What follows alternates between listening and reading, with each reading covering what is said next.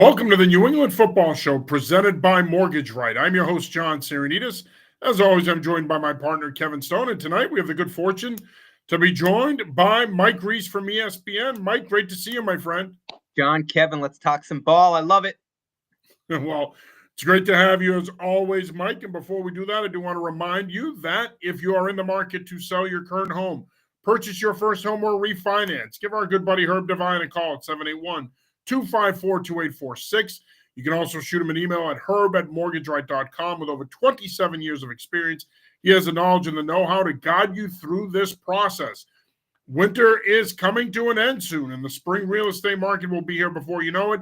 You need experience in your corner if you're ready to enter the market. Herb Devine is that guy. Again, give him a call at 781-254-2846 or shoot him an email at herb@mortgageright.com. He and his team are available anytime, including nights and weekends. All right, Mike, like I said, thank you for taking the time. As always, we appreciate it. It's been a busy time up at Gillette Stadium, of course, with the hiring of Mike Vrabel last month, and he's been a busy man. On Wednesday, the organization officially announced his staff, and you're looking at about 26 coaches. Just some initial impressions on the staff. Offensively, I think it's safe to say a lot of experience. There'll be a diversity of ideas there. Defensively, I have some questions. I'll get into that in a sec, but your initial impressions of Mike Vrabel's staff. Well, so John, I start with Vrabel himself, and I feel like they're going in the right direction with him. So that's where I would start, and then with his assistants, I like the experience on the staff. I think like anything, and John, you are a coach, so you can speak to this. You might have 8 really solid coaches on a high school staff, but how do those 8 coaches work together? So to me, staff chemistry is going to be important, and that takes time to develop. Now, some of these coaches have worked under Vrabel before, so I think that chemistry for them will come more naturally. It's how will they integrate some of the coaches that haven't coached with Vrabel before, which is very normal and for any coach. But that to me is what I'm going to be watching first. But I like it. I like the staff, and I would say I think it's an upgrade from what we've seen the last 2 years, going back 2023 with Bill Belichick, very light staff. I want to say 20 assistants. I felt like they were undermanned, especially by the end of that year when Ross Douglas had left and Adrian Clem wasn't there. And then last year with 31 assistant coaches under Gerard Mayo, almost felt like there was so much there that it was maybe too much, right? So I like the number. I like it, but I want to see how it all comes together. One of my things, I agree with you that there's a lot of experience there. Like I said, there's going to be a diversity of ideas, specifically on offense. And let's face it, they need as many ideas as they can get on offense. This has been one of the worst offensive teams in the league the last 3 years. Defensively, though, my concern is I don't know if there's enough experience there. Terrell Williams has never been a defensive coordinator, a longtime assistant. He's been a run game coordinator, associate head coach for Vrabel in Tennessee. But when you look at the position coaches, you can make this argument last year with guys like Dante Hightower, but I don't think there's a lot of experience there. And for me, that's a little concerning. And then you name Ben McAdoo, senior defensive assistant. McAdoo has never coached defense. And I get it. He's going to kind of be there to say, hey, they're trying to do this.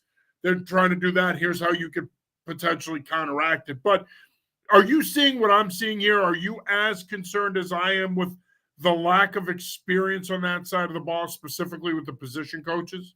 So for me, John, I think the Vrabel factor maybe would ease my concern, because it would not surprise me if Vrabel's calling the defense.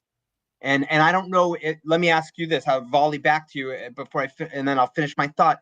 If Vrabel is calling the defense, does that make you feel any better or sort of still the same? I feel a little better, but one of my criticisms last year defensively was that I felt you bring in Ben McAdoo on offense, you bring in all this experience on that side of the ball. But one of the areas that I thought they lacked last year, Mike, was you needed that veteran presence as an overseer on defense. Someone like a Steve Wilkes could have come in, guy that's been a veteran coordinator, former head coach, that could have been a sounding board for Mayo, Covington, and the rest of that staff. I still feel they lack that.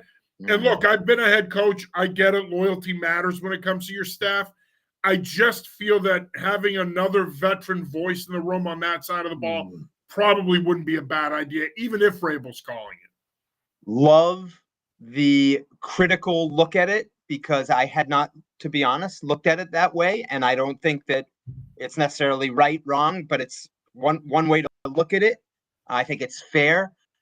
Terrell Williams, 50 years old, been in the NFL since 2012. I feel like John, like is like he's an experienced guy, but not experienced with coverages because he's been in the front, right? So that's probably my bigger question, is your coordinator is more of a front seven guy, and how do you tie in the back end? And I think that's why the secondary coach, Coach Booker, who they brought in, who was with Vrabel in Tennessee, with the Bills last year for 1 year, I think he's a key hire for them, Scott Booker, who could maybe work with Terrell Williams and Vrabel, the three of them tying it together.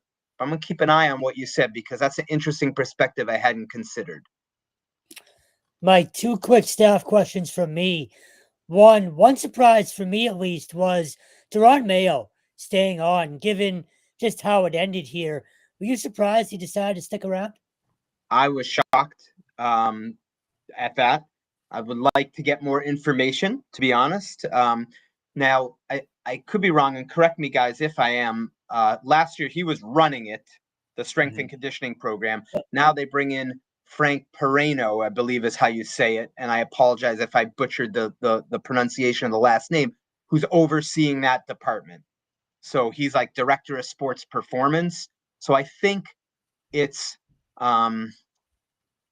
he's staying. It's not in the same capacity, right? Like, so he's going to work, take orders is a little bit of a harsh way to say it, but fall into line under Frank, who we know from Boston College, right? When he was there before and was with Mike Vrabel in Tennessee.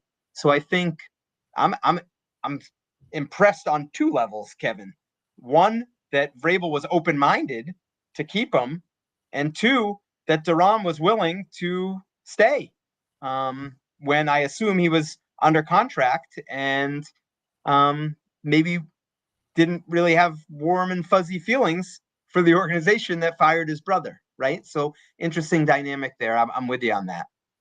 And then obviously Josh McDaniels coming back is huge news for a multitude of reasons, but I love it for Drake. We've already heard Drake sort of talk about, being involved with that database that's already in those meeting rooms and sort of being able to hit the ground running. I think that's the most important thing. Where do you stand just on Josh coming back? And I guess how important is it for Drake's development? So with Josh, I'm curious if you guys agree. I think he's one of the best play callers in the league. And there are 32 play callers. I think he's a top 10 play caller.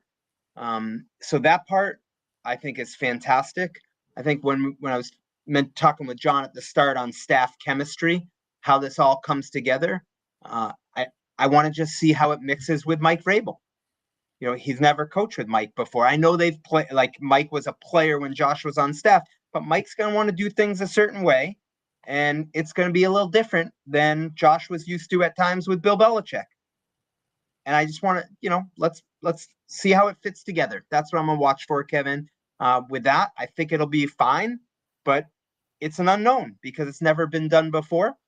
And so that's sort of my first thought. And also a couple assistants around him that he's got to get to know. Todd Downing, Tony Dews, the running backs coach, Todd Downing, receivers, Thomas Brown coming over from the Bears, Panthers before that. But really the Rams to me is where, that's like a little bit of the McVay stuff, which is interesting. So how it all meshes together is, to me, it's going to be key. Yeah, and I think you bring up a great point, Mike, about it meshing together, because I think if Patriot fans are expecting to see what they used to run, I think you're going to see some of those things. I think you're going to see them emphasize slot receivers again. I think you're going to see the backs more involved in the passing game. But I also think you're going to see a modern twist on what I call the East Coast offense. Because I think, to me, your point about Thomas Brown, I think they are going to blend some of those modern West Coast offense concepts. And I don't think it's going to look like it did the last time we saw Josh McDaniels coordinating for the Patriots, which was in 2021. I think it is going to have a different look to it. And I know that some members of the local media are clamoring for RPOs and more motion and all that stuff. I do think you're going to see some of that stuff. But I still think at its core, and tell me, whether you agree with this or not, I think that at its core, this offense is still going to be what the Patriots ran with some updated tweaks. That's exactly how I would put it, John. And I would say 2016, start of the season, for me, is a great template to go back to when Tom Brady was out for the first 4 games of that season. And again, stop me, guys. Sometimes I get mixed up with the years, but Jimmy Garoppolo has to start. They did different things when Jimmy was in there than Tom. Not totally different, but they majored in some things that were more Jimmy's strengths than Tom's strengths. Then Jimmy gets hurt, and Jacoby Brissett has to come in. And it's the 3rd game of the year, if I remember. Houston comes in. It was a Thursday night. I mean, Jacoby's running for like a touchdown, down the field. They would never have run a play they never would have run with Tom, because you're not going to run Tom. But the system has this flexibility within it to play to your players' strengths. And so I've been thinking about this. I want to run this by you guys. Watching the Super Bowl last night, listening about Kellen Moore, offensive coordinator. There have been times where I don't want to say critical of Kellen Moore, but when he was with the Chargers or, before that, the Cowboys, where I'm like, what makes him a great coordinator? Well, he goes to Philly. They get Saquon Barkley. And what I heard in the broadcast last night and what I've watched from the Eagles is Kellen Moore didn't force his passing offense with the Eagles because he's got Saquon Barkley and a great offensive line. So he had flexibility within his system to play to the strengths of the personnel. And so I credit Kellen Moore, but I think the example is apropos, if that's the right word, to the Patriots and Josh McDaniels, because it'll be the same thing where he's going to tailor what he does he's got to find out what his players do well, starting with Drake, and he's going to tailor the system to that. Does that make sense? No, it makes a ton of sense, because I think one of the reasons why I'm excited about the McDaniels hire is I think they're going to go back to being a more personnel-driven, game plan-specific offense. I think under Patricia in 22, not as much with O'Brien, but even more so last year, they were a heavy 11, 12 personnel team. And I get it. I know that that's the direction the league has gone in, especially with the reemergence of the West Coast offense. But I've always liked the Kyle Shanahan version of that offense, where they will go 11, 12, 21, 22. They'll be more diverse. I want to see more formation and personnel diversity than we've seen the last couple of years. You can want those RPOs, and that's great. And people will say, well, that's where the modern game is going. RPOs are a small part of the modern offensive game. It still really does come down to what you just said, Mike, which is generating matchups, finding ways to get your best players touches, and getting out of the way. They when you look at it, we'll get into the Super Bowl in a little bit, but when you look at last night, the Eagles were dominant on defense because Vic Fangio said, you know what? I can get home with 4. I can play quarters, match quarters behind it. I can maybe sprinkle in some cover 2 or some split coverages, and that's it. I'm not going to blitz. I don't have to. We're better than them up front. I'm just going to stay out of the way. I'm going to sip on my Diet Coke, make my play calls, and that's it. And look, when I've been a coach, 2017 at King Philip, we had a kid named Shane Fromm who played at Yale. I ran power 12, 15 times a game because he was a horse, and I could give him the ball 30 times a game, and he made me look smart.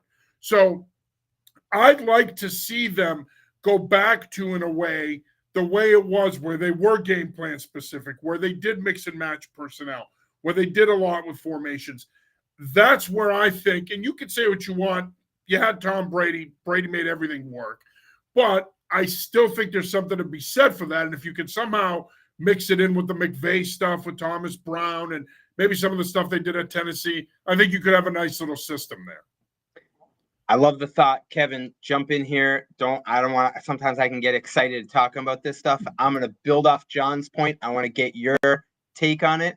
So, John, you want to see him get back to that. Here's what I want to see them get back to. And I'm going to use the Eagles as an example. Let's get some players. Yep. Like, I feel like that's so it's February 10th right now, coming off that Super Bowl. And I'm looking at it and I'm like, the way Howie Roseman built that Eagles team, tip your cap to him. And it shows you how it can be done, right? And they got to get back to getting some players. Mike, you know? Before Kevin goes, I said this to people at that joint practice last year when the Eagles came out. Yep. You're like, all right, that's the varsity. When the Patriots came out physically, they were a much noticeably smaller team. You're like, they look JV compared to them. The Eagles were impressive in person. Yes, and Kevin, I think that's going to change because I think Mike Vrabel that's going to be part of his mission and core DNA that the Patriots will be the varsity. It might take a little time, but I think the Eagles are a good example of a team that, one year they fixed the defensive line. This past year it was the secondary. They've always seems to have the strong offensive line, but I mean, man, you look at like guy in the middle there, Williams, 93 with the strip sack. I mean, I'm like, let me learn more about this guy. 3rd round pick in 2021 out of Louisiana Tech. Like, that's just good drafting and developing. And it's a backup defensive tackle making a game-changing play in the Super Bowl. And you go down the line on, their personnel. Just great job drafting and developing, I thought. Mike, first of all, never apologize. If I could have you talk for an hour straight, I would. But so 2 things. One, to John's point about getting out of the way, I wrote this number down last night because I was so stunned by it. I was listening to Philadelphia radio post-game. I'm a nut. I love to kind of get the perspective after a game like that. When Vic Fangio was with Miami last year and they played Kansas City, he blitzed 18 times. So last night it was just a complete opposite. And in terms of getting out of the way, that's a prime example. Let me completely switch things up, not overthink this, sort of win that mental chess match, but let my players do, most of the work. So I love that number. But in terms of them becoming tougher and sort of a no-nonsense team this year, Doug Marrone, I love the hire, having seen him and sort of what he did with BC this past year. He was hands-off and sort of walk around and observe and take notes, but he was always with the offensive line and often the tight ends. What do you think about that hire? I think he's just going to bring sort of an element of toughness that room did not have last year. He's a guy that I had on their radar a couple years ago that I thought could have helped him. And so in that respect, like thumbs up on the hire from me, Kevin. I think talking to some reporters in New Orleans and Alabama, where he was coaching before, they did mention, a very like no nonsense bottom line, this is the way it is. And maybe with some young players that was received sometimes a little rough, but I think if you can create a dynamic of, even if it's good cop, bad cop, that's okay. And you got 3 offensive line coaches with Marrone. I'm going to call him Coach Hoot right now. I don't know if I know how to pronounce it just yet. Jason Hodeling. He was actually the head coach at Wagner at one time. All right, John, right on it. Not surprised. Offensive line guy there. So Jason Hodeling. Yeah. Okay. And then Robert Kugler back from the one of 7 holdovers. So 3 offensive line coaches. Hey, if Doug Marrone's the one dropping the hammer, maybe those other 2 guys are, softening it up a little bit, building the guys up, because I think developing your young guys, finding out if Caden Wallace can be a guy, if Layden Robinson can be a guy, that's going to be a big part of just offensive line developing. And if not, let's get some new guys in here, to do it. So, and Bill O'Brien's raves about Doug Marrone, and my personal respect for Bill O'Brien is at the highest level. And so if he says that, guys, like, sign me up. And that's because I don't know the details of offensive line play. So I rely on someone else that has more knowledge than me. And I say, if he thinks that, and I think that way of Bill O'Brien, that's good enough for me, if that makes sense. And Mike, real quick on the offensive line, David Andrews, possibly, for me, he's basically a player coach at this point. I think he's huge. Even if you don't get a lot from him on the field, I just think mentally in that room, he can be of such, help to the younger guys. Just how do you feel about his role, whatever it might be this year? Well, culture guy, still showing up, guys, at the stadium every day. One of the few guys that's around here year round for the most part. Tells you all you need to know. I think if you, for lack of a better term, if you cut him open, you'd have red, white, and blue blood coming out, because he, like, the organization, it means something to him, to be a Patriot. And if I listen to what Mike Vrabel said at his introductory press conference when David Andrews was one of two players there, again, tells you something about him. He's going to want David Andrews around. It's just how the shoulder, Kevin, like, responds. Like, that's, John, I'll hand it over to you, but you play center, you're right there. Like if this isn't good, that's going to be a tough go. Right. And so whether he's starting at center or an assistant coach of some sort or a mentor, you want him around. It's just, like, ultimately, like, your body is your temple as a player. And if that doesn't work, that's going to be a tough go. So, Kev, we got to keep an eye on that too. Yeah, that's going to be key, Mike. I mean, especially because when you play center, because you block back so much and you block down so much, and then in pass pro, oftentimes if you're uncovered, you're working a linebacker to a down lineman, and you're fitting into the protection. You put a lot of strain on your shoulder. You put a lot of strain on your elbows. You put a lot of strain on anything really to do with your arms. So I think he's got to be fully healthy. He's undersized to begin with. He's a guy that has to win with technique and has to be fundamentally sound. He's not a guy that's going to overpower people. So I think, yeah, from a leadership standpoint, it'd be great to have him back.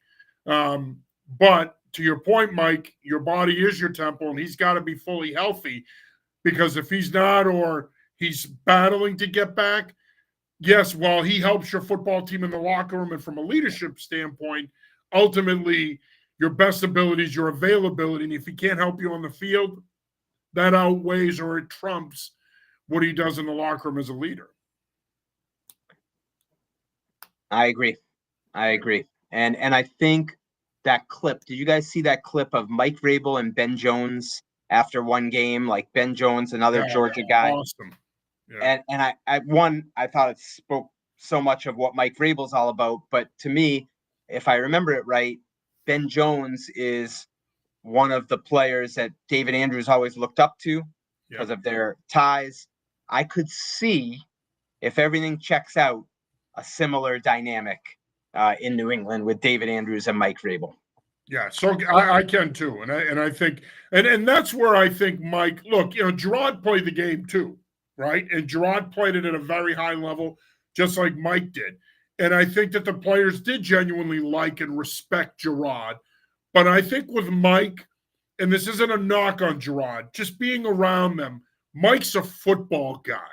And it's not that Gerard's not, but Gerard came in from the corporate world after he retired, and he kind of weaned his way back into coaching. Mike's a football guy. I said this to guys that I coached with afterwards. They asked me what my first impressions were after the press conference, and the exact words I used were, he's one of us. He's a football guy. And it comes through. You see that passion.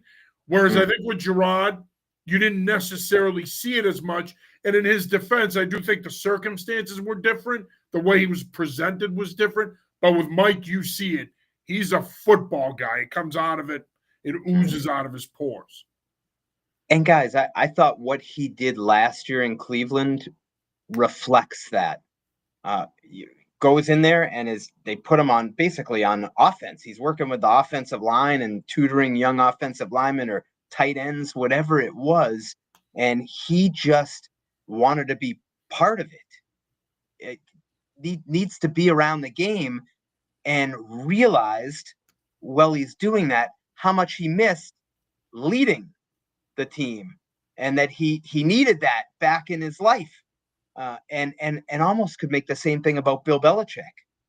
I feel like those guys, this is who they are, right? And to me, it's actually like, I don't know if inspiring is the word, but if you know, like that's in you and who you are, that's what you should be doing, and go do it. And the game is better off for it.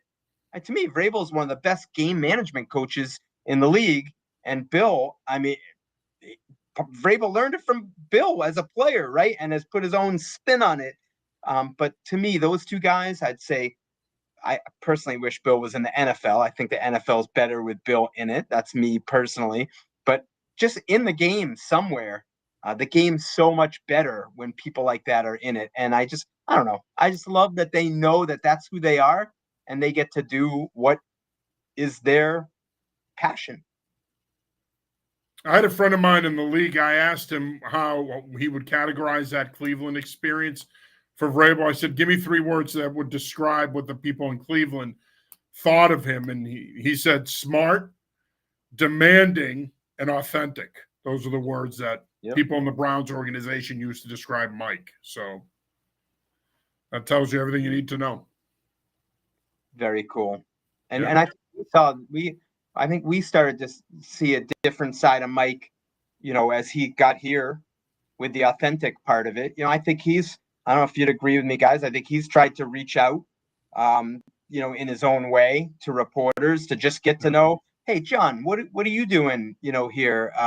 Kevin, what do you got going on with this? And I think it's legitimate. Like, he wants to know, because anything that touches his team, he wants to have a feel for who these people are. Mike, it's funny you bring that up. I've talked to John about this. When Gerard Mayo did it last year, and obviously you remember, we all sort of met on an off-the-record sort of meet and greet, for lack of a better term.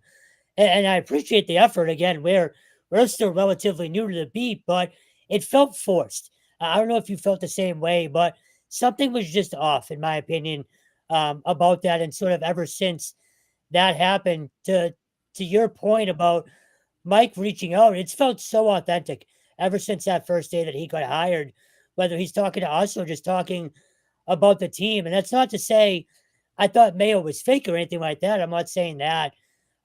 There's just more authenticity, at least in my opinion, to Mike than there was to Gerard.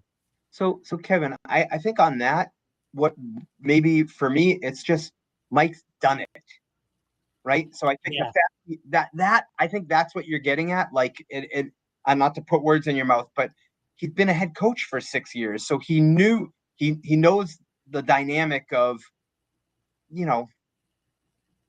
it's hard. That's a hard job. Like, there's things that you can never see coming, or you're like, why am I dealing with this when I just want to be coaching an A-gap blitz right now? And it's like, but I'm dealing with, the food on the road, And so I think Mike has been through it. And what we've seen so far is someone that had take a lot of notes and said, when I get my chance again, I'm going to have it buttoned up, right? Or not buttoned, not that it wasn't buttoned up, but this is how it's going to go because I've done it. I think with Gerard, everything was new. He was figuring it out, right? And so I think that was part of it. And I think, honestly, Kevin, if Mike wasn't available, I actually think Gerard would still be the coach.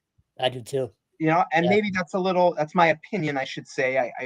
But I think the fact Mike was available and how that he's done it before and that there's more of a certainty there was a big factor in what we've seen unfold over the last month or two.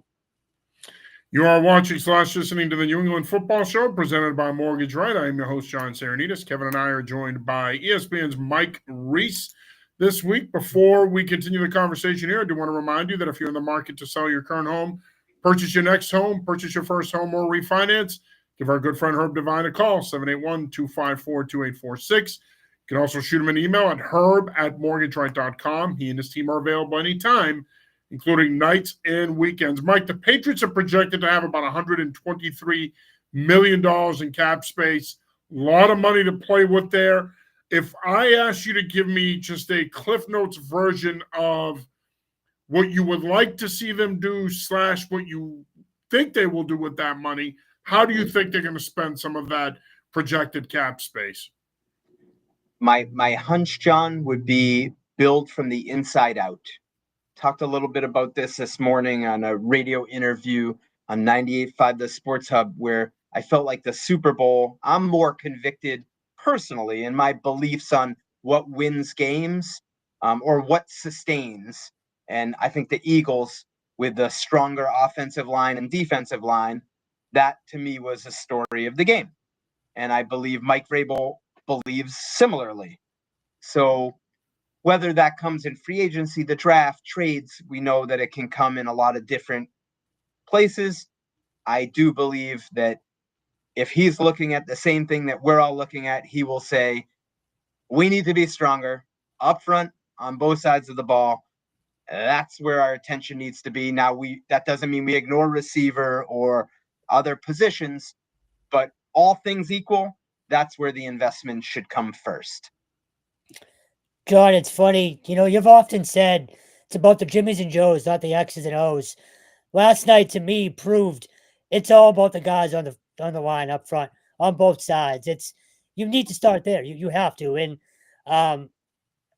Mike, I want to ask you: does last night sort of, for me, it proves why you need to take Abdul Carter at number 4 if you have that ability. Just if you can pair him up and say sign a Josh Sweat or something like that, like it immediately changes everything you do. Having just said, what you said about free agency, would you rather them spend the money on that side, or would you rather them go through the draft and try to spend, on offense? I guess, which side of the line would you rather them spend on? Oh, man, both, Kevin. And I don't mean to split. No, I agree. think they need both. Who knows? I don't know what Christian Barmore's status is going to be. I feel like if I was building the team, so I'll put myself in that position, you have to assume he wouldn't be there. And if he is, that's almost like a bonus, right? So again, and that's just opinion. I don't know anything. That's scary. What happened this year was scary with him. So I guess the answer, and this, we have time, a little bit of time to get through this. Let's see what's available, after the, franchise tags, any surprise extensions, which generally don't happen at this time when players are close enough to free agency, and just get quality. Like, you might just sign 1 or 2 guys and you might pay big, but they need to be one of your top 22 players starting, like fill a hole. I know it's not popular after what we saw last night, and I believe he's better than what they show, but is Trey Smith a guy that you even think about, the Chiefs right guard? I don't know, because what would that do to Mike Owenu?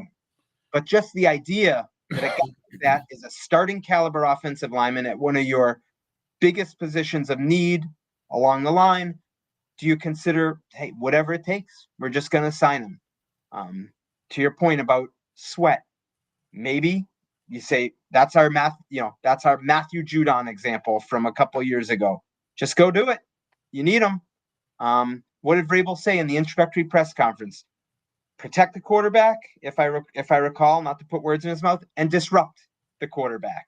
So I wish I was more prepared. Sorry, guys, but those are 2 names that come to mind that I think when we look at rankings, those guys will be up there. Maybe there's others, but those would be the guys I would focus on. Mike, you're always prepared. Not really, Kevin. I wish I had more names.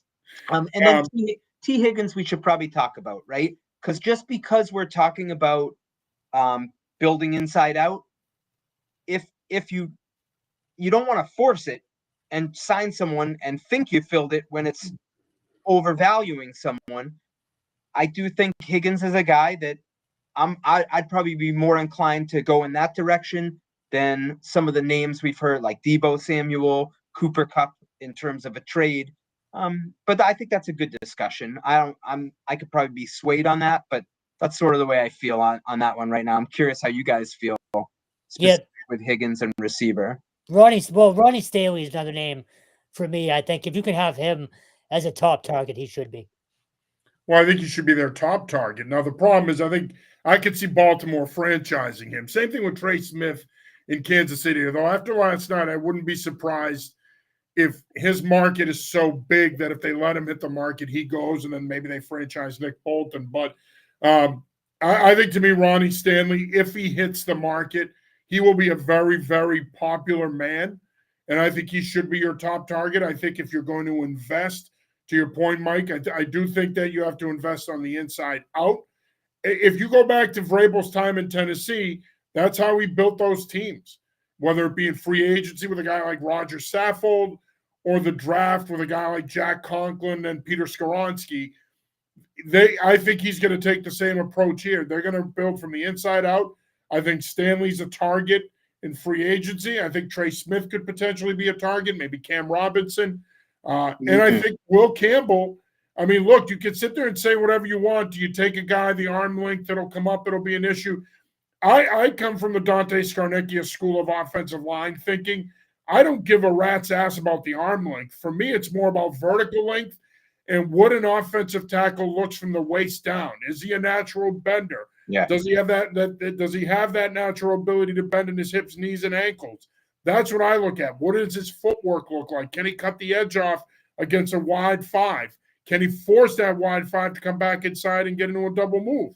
Those are the things that are important to me. And my thinking is this, and I know a lot of Patriot fans may not want to hear this.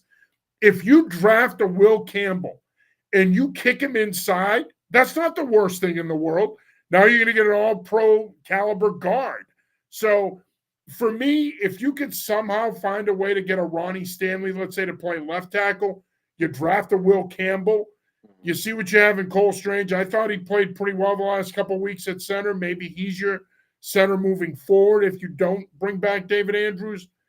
I think that this team has so many needs up front that has to be your focal point. And I think the other question I would ask you guys is, while on paper T. Higgins makes sense because of their need at wide receiver, do you really want to make that financial investment when it might cost you less to go out and get a Cooper Kupp, let's say, if you're looking for a veteran infusion into that receiver room? I just think when I look at some of the numbers thrown around for T. Higgins, I'd rather put that money into an offensive lineman if possible, first and foremost.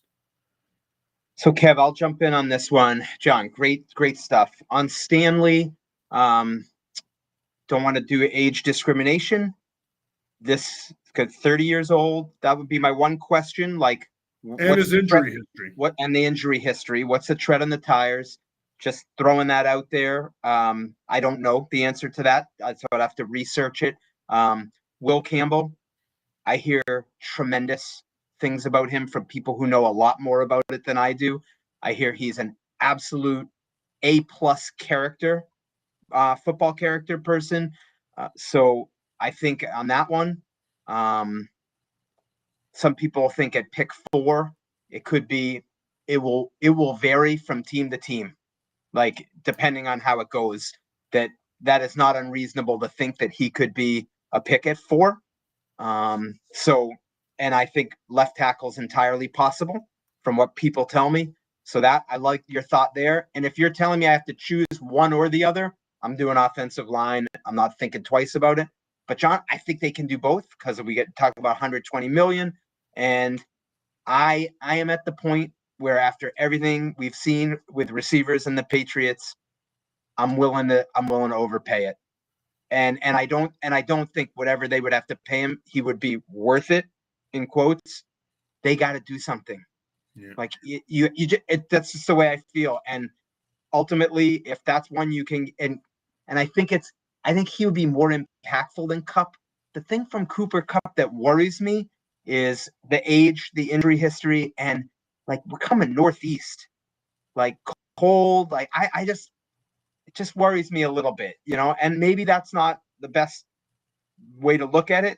I mean, they look pretty good against the Eagles in the snow. But how does that look on a week in and week out basis? That one seems a little riskier to me, John, unless it's at a significant price discount relative to the salary. That's my thought on that. Well, it's funny. I was Team Cooper Cup, and I think you just talked me out of it. Oh, stay No, convicted, Kevin. Stay with it. no. So it's either way. I'm not going to complain. We need, Yeah. we need to be able to cover some good offensive football as well. So I'll be fine with T. Higgins.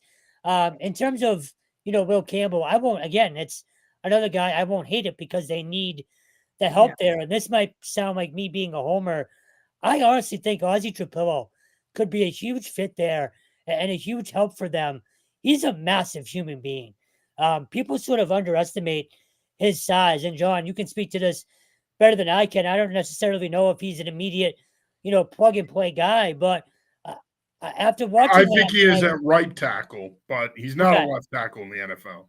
Okay, that's good to know. But again, just after watching last night and after watching how disruptive that defensive line was, I'd just love to see them go get Carter if they can there. But if you're a Patriots fan, for me at least, it's hard to complain about really anything they do because if you guys have mentioned, there's just so many holes there.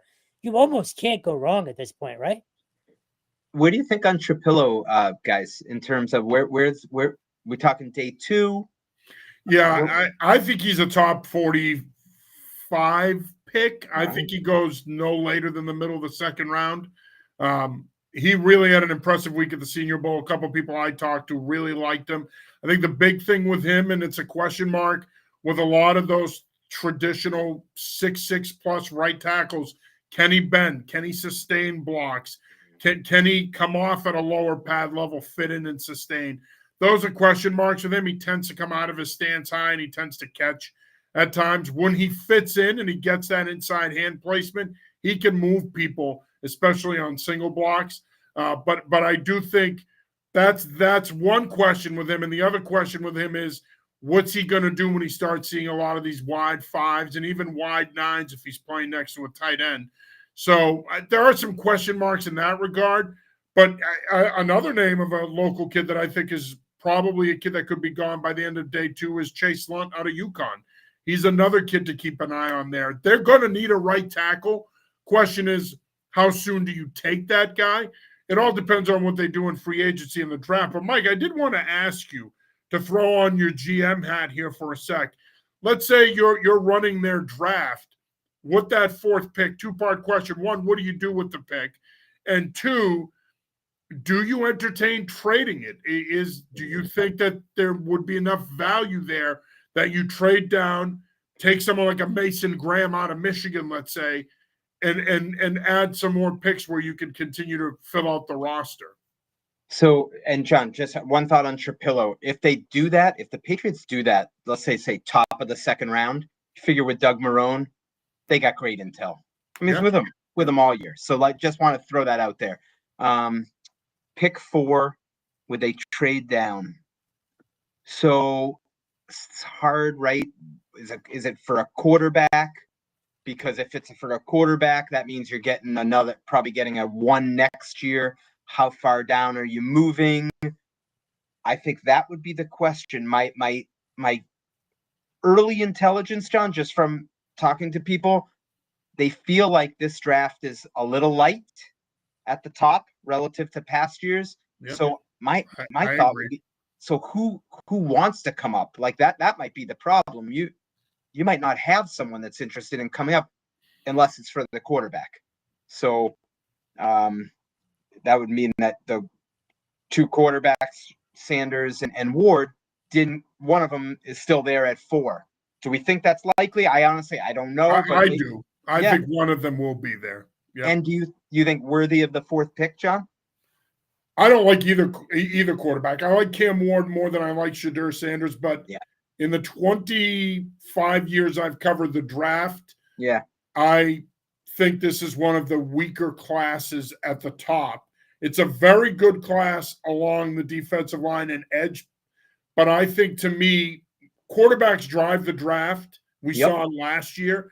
And Yep. if you, to your point, Mike, about trading down, if you don't have that guy or those guys at the top of the draft, Yeah. you're just not, the interest isn't going to be there, and you're not going to get the offer you want. And think about it. I mean, okay, so the Jets are moving on from Aaron Rodgers. You got the Raiders, the Jets, possibly the Saints. Those are the three teams you're looking at that are picking in the top 10 that might be interested in moving up for a Shedeur Sanders, who I think is going to be the second quarterback that goes. I think we'll get more clarity after the combine as we get into pro day season. But to your point, I agree with you. I just don't think that the interest is going to be there, especially because let's say the Giants take Cam Ward at 3. If you're the Raiders, do you really need to trade up to take Shedeur Sanders? Chances are he's going to fall to you at 6. Yeah. So you might not be willing to sell the farm. But maybe, and this is great. I love this. If you don't mind me saying, I'm looking at our chat here, and Bill Vaughn, who's listening to us, writes in a question, says, well, what about trading down to the Jets or someone else in the top 7 or 8 needing a quarterback? If one of the quarterbacks slips to 4, and if you're moving down to 7 or 8, maybe then you can, if Will Campbell's there, that scenario. Like, I think that could be, if that's the way it unfolds, if you can trade for, let's just say, go down to 7. I know they're trading in the division, helping the Jets. I have to process that, but let's just do it. If you're telling me I'm getting a 1 next year from the Jets for that, and I'm moving down 3 spots, I'm not going to sit on the fence on this. I'm going to do it. I'm going to do it. Because the Jets are more than likely going to be down this year with a rookie head coach. Yeah. And now, I don't know if the Jets would do it, but I would do that. And whether it's Campbell or Graham, and honestly, guys, I mean, it wouldn't shock me if Mason Graham's in the conversation at 4. Yeah. You know, if you just have to sit. I've come around to that. Yeah. You know, so these are awesome scenarios. I feel like as we get closer, we'll get into it. And like you said, John, like senior combine will help us, right? Learn some more and see how these guys fall, if we have them sort of projected where they'll go, or if we're a little off. But I like it. I like the conversation a lot. One other defensive name before we get on to the Super Bowl, and it's another local guy who really had a huge Senior Bowl. That's Donovan Ezeraku. I'd love to see him here as well.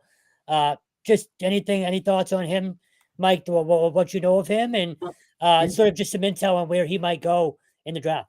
So, well, let me start with you, Kevin. Give me a little background on what you saw at the Senior Bowl, and then I'll share with you what I think. Like, so we had a guy there named Paul Vazella, and he said he tore it up every day. You saw some of the one-on-one videos. He's just, and John can get far more technical than I can, but he's just so fast off the edge. There's a reason he had 16.5 sacks this year, and he was ACC Defensive Player of the Year. So I just think there's an element of speed there that they have not had off the edge in a long time. Obviously, Matt Judon was here, but I just think he's so fast that, again, it's another local guy. You know, you mentioned the intel from Doug Marrone. Yeah. This defensive staff, obviously it's newer, but this Patriots team in particular, Grow, has been around that team a lot over the past few years, especially when Jeff Hafley is here. So they do have very good intel, even without Doug Marrone having been there, on the type of talent that BC is producing. So if you can steal, I don't know if steal is the right word, but, you know, steal a guy out of your own backyard, I think that's huge just in terms of kind of flying under the radar, but still having that elite talent that they haven't had in a while. And I forget what game it was that I was watching, and I don't get to watch as much during the season as college as I would like. He was incredibly disruptive. And I remember thinking to myself, who's that guy? Right. And so my question would be, any links to the history with Vrabel, Harold Landry, and this? Is there? I think that's a good comp. Yeah, and Mike's kid played here as well, so he's been seeing. I believe he knew Donovan as a freshman, so I mean he's seen him grow up as a player and a man for 4, 5, 6 years now. John, why do you think a good comp? Just like physical makeup? I think Yeah, I think stylistically, Vrabel's going to want those tweener edge types that are in the 6'2" to 6'3" range, Yeah. in the 245 to 255, 260-pound range. Yeah. I think he's going to value that first step explosiveness. Not that other teams don't, but I think he's not going to focus so much on length and explosiveness. It's going to be more about explosiveness with an ability to bend, to dip and rip, to be able to cover ground and play up and down the line of scrimmage. My thing with Ezeraku is I don't think he's going to be there. Unless they make a trade down and potentially acquire a second first-round pick in this draft, I don't see him falling to 38 in the second round. I think he's going to go before that. I didn't think he was going to be a first-rounder, but I think if he has a strong combine, I think he's a lock to go in the first 32. I see him going in the 25 to 32 range. Could he be there at 38? Possibly. But I think might be an upset now. I could see him being a first-round pick. And let me ask you this, guys, and I love that I came on and you guys were asking me questions, and now I'm turning it around and asking you the questions. That's fantastic. What are we looking for at the combine from him? What does he need to prove? Is it the measurements? Is it the 40 time? Because the tape, as we saw, or what is it on the tape that they'll be talking about to him in the meetings? Because I want to keep an eye on it myself when I head out there in a couple weeks. Well, I think the workout will be key for him. I think the other thing that's going to help him in his draft stock is the fact that he played for Tim Lewis, who was the defensive coordinator at BC, longtime NFL defensive coordinator. Coach Lewis's system lends itself to those types of guys, the guys that are in that 6'2", 245 range, because for a long time, he was a 3-4 guy, and schematically, he still uses a lot of those principles with his edge rush guys, even if he's not in an odd front. I think in the case of Ezeraku, I think if he participates, he's going to test very well at the combine. I think he's going to test well on his pro day, assuming, again, that he participates. I think the thing with Donovan is going to be, the questions are going to be more about, is he a 3-down player? Is he a guy that can anchor and set an edge on a consistent basis? Or is he a guy that when you're sitting there and you're game planning and you're watching that film and you're like, yep, I'm running at that MFer the entire game on Sunday. That's where we're going. We're going to run weak this week. You know what I mean? So he's going to have to prove. We all know what he can do as a pass rusher. We all know what type of athlete he is.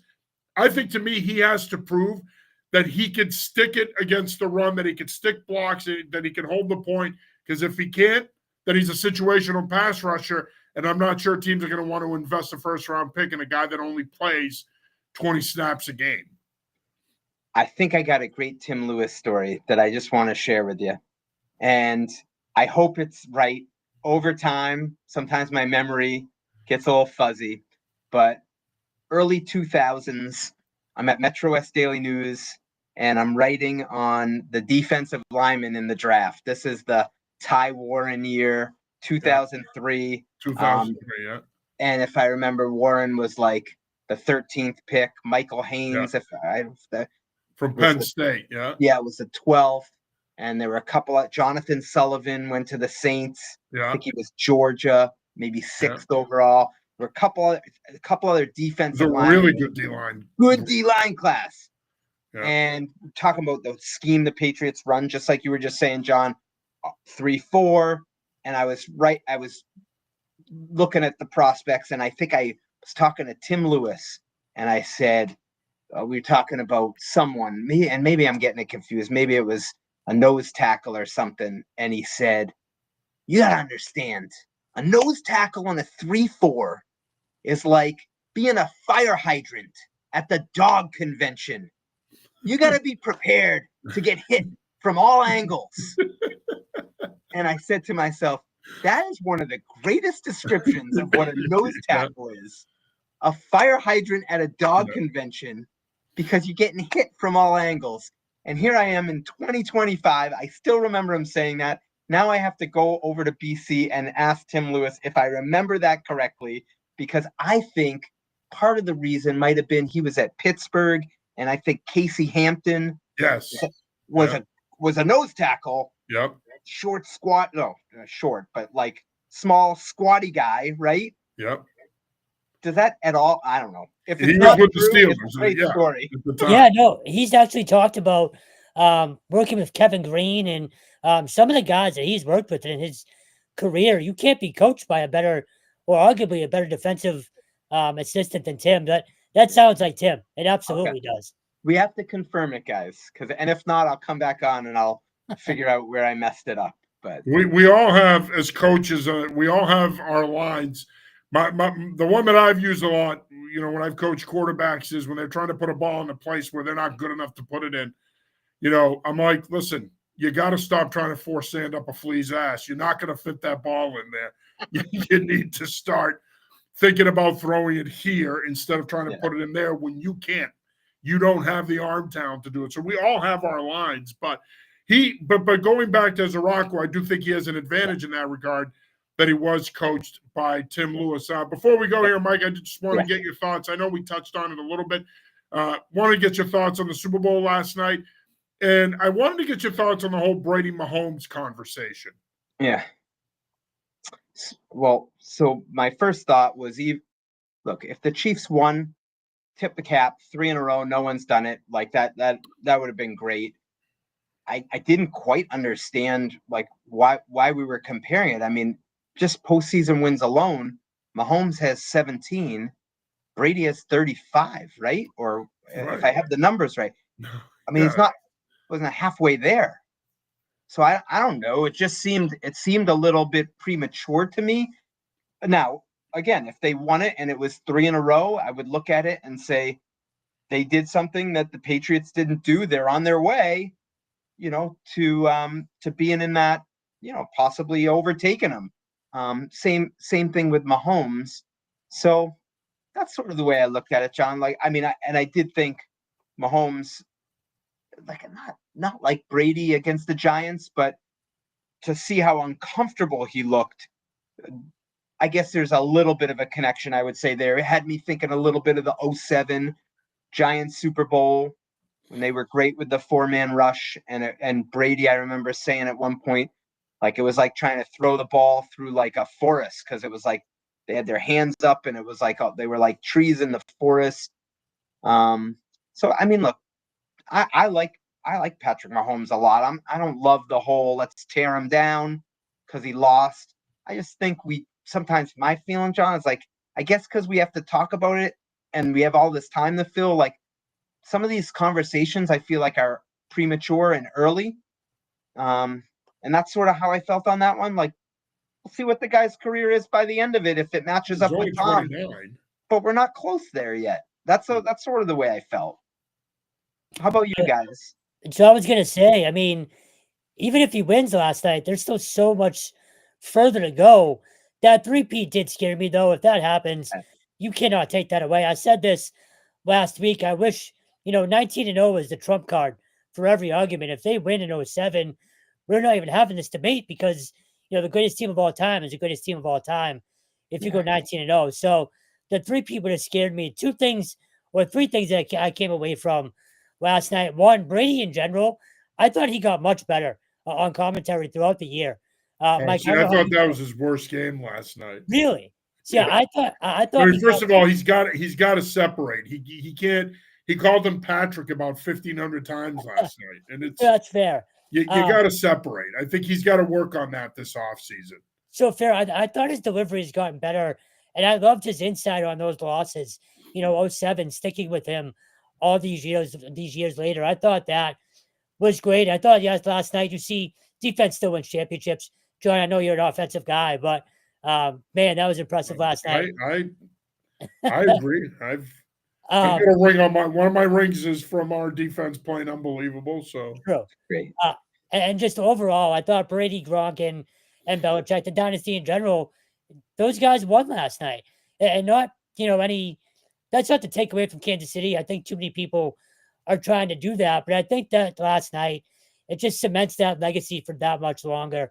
Because KC, if you think about it, just to get back to how many more they'd have to get back to even sniff the discussion with the Patriots, that's so hard to do. And personally, I thought they looked slow last night, especially Travis Kelce. Look, Xavier Worthy is not slow. I get that. But overall, it just seemed like things they weren't the same for Kansas City last night. And I wonder if that's sort of the start of their decline. I'm interested myself on that. Was actually talking about that, to be honest with you, with my dad. With it before I came on, we were just saying how coming back from a loss like that, we'll find out a lot about them, and that maybe some of the recent drafts are catching up with them. It seems like not that they've been terrible, but sort of similar to what we saw with the Patriots, where it tapered off a little bit. And that division, I think, is one of the best divisions in the league. It feels like Denver's coming, the Chargers are coming. I think the Raiders will be better with Pete Carroll, so that part's interesting. And Kevin, I love the conversation on the sports broadcasting. What I love, and I think it's very subjective, who you like as a broadcaster. What one person loves, what another person might not like. For me, I like when the broadcasters tell me something maybe I didn't see, or give me insight into the game that help me understand what's happening better. And so I think right now Greg Olson is, for me, a guy, when he's calling a game, like I get pretty excited, because I always feel like I'm coming away with something that's a little bit different. Yeah, I would agree. And I feel bad for Greg, because I do think he deserves the opportunity to be in that one chair. And I do think he'll get it again.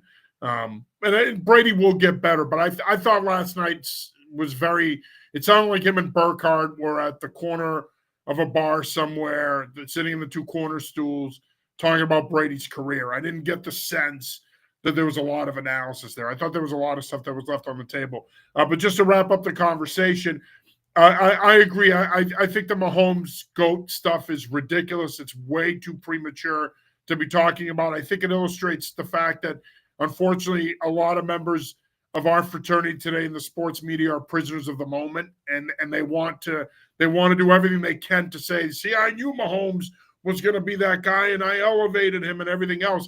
The reality is, in 2017, everybody loved Deshaun Watson. Everybody loved Mitch Trubisky.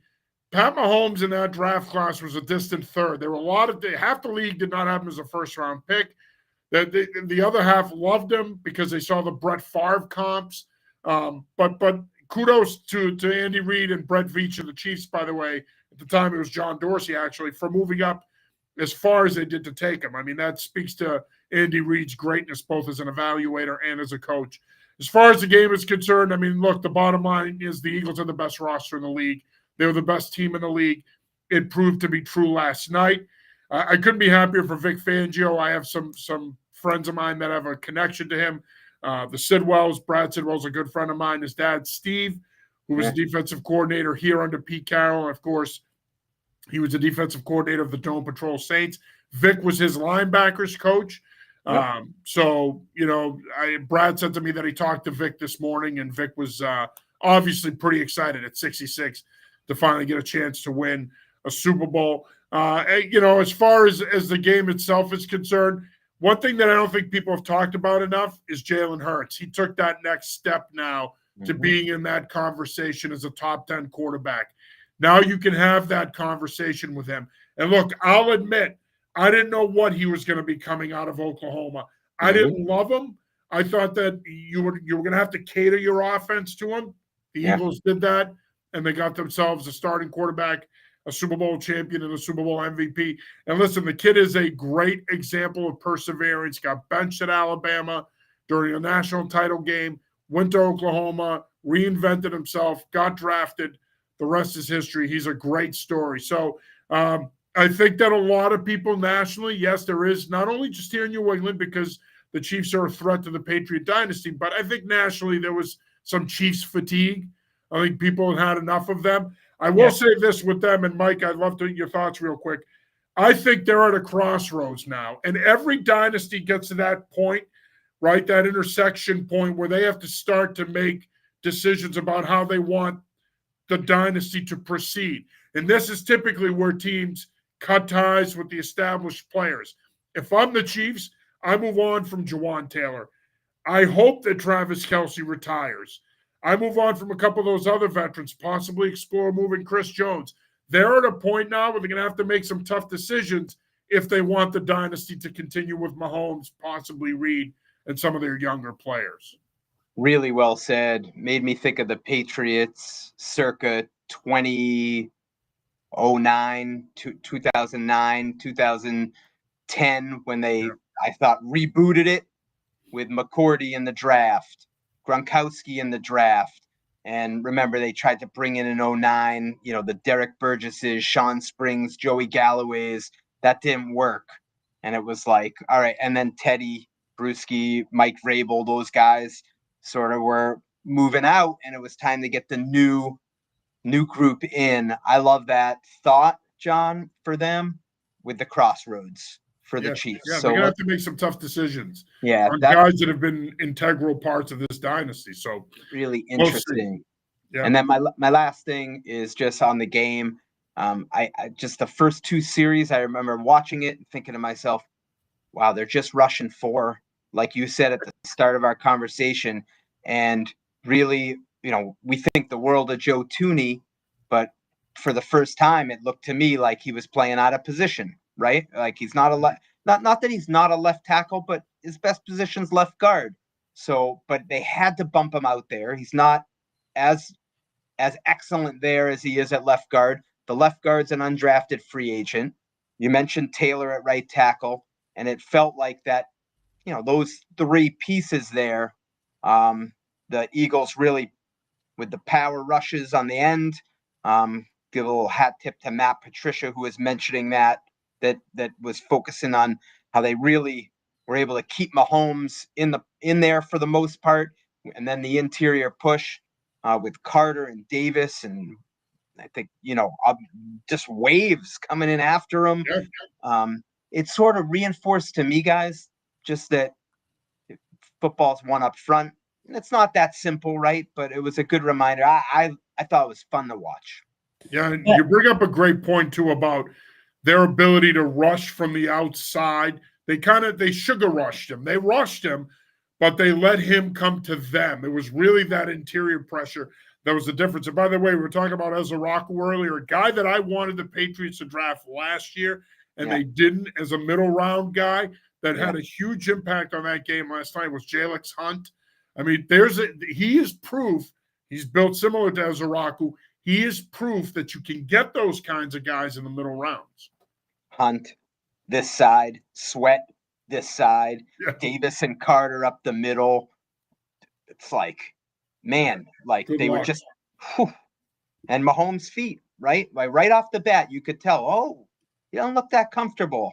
And going back to this conversation I was having with my dad, just said no quarterback likes pressure, right? And so it was it's good reminder of team game. And I know, and I think ultimately, if I had an MVP vote at the game, which is, when the Patriots were in the Super Bowls, it was a privilege to be able to vote for MVP. Probably would have picked Hurts. However, there's a part of me that feels like in the ultimate team sport, I sort of wish instead of MVP, it was MVU, the most valuable unit. And I would have loved to have seen the defensive line get more love, then maybe not get more love, but be recognized at the MVP discussion that Hurts has been. Because I thought they were the reason. I thought they were at the same level as Hurts in terms of why the game turned out the way it did. Mike, I know we've ran late. Apologies for that. Just one more non-Super Bowl question. Dick Duran passing away. Obviously a local legend here. Just curious if you have any stories with him, how much you interacted with him over the years, if at all. Just any thoughts on Dick? So, Kevin, obviously when he was Bears coach and Bills coach, we had covered games when the Patriots were playing against them. And the thing, I would say not the strongest personal connection. My first thought was Mike Lynch, the Channel 5 legendary sports broadcaster who would always speak so highly of him due to their ties. But class, gentleman, integrity. And I was speaking with one longtime scout this morning who said that the NFL needs more people like Dick Duran in it. And I think anyone that knows him, and I didn't know him that well. That's what they tell you. and incredible sadness at 74 for him to have passed away of the brain cancer. Yeah, and it is sad. And he was a New England football legend. He was the all-time leading rusher at Yale until 2000. He had almost 3,000 career rushing yards there. Good friend Nick Coit checks in. Nick, great hearing from you, man. Roy Reiss is a legend listening in the office. Great stuff, guys. Hope you're all well. We hope you're doing well as well, Nick. I know your busy season's coming up now with March Madness and everything else. I'm sure you and Ian will be running around covering the games down there with URI, Brown, and Providence. Jets Afterburners podcast. What's up, fellas? Jets fan here. Love your show. Keep kicking ass, boys. Excellent guest. Thanks, brother. We appreciate it. One point I did want to make too. Somebody asked me this today about what the Chiefs could have done from a coaching standpoint to stem the tide. Typically, when you're dealing with pressure like that, you start to make protection changes and you start to try to fit your tight ends, your backs, possibly your receivers in a protection scheme, and you check release. When you're down 24-0, though, that's hard to do because you got to get 3, 4, 5 guys out. You're playing from behind. You're trying to push the ball down the field. It's not that Andy Reid and that staff got out-coached. When you're down 24-0, though, you need points. You need to score fast. They win tempo, but ultimately you can't max protect in those situations. It's a lot easier said than done. Mike, I want to say thank you for taking the time. As always, my friend, you've always been generous with your time.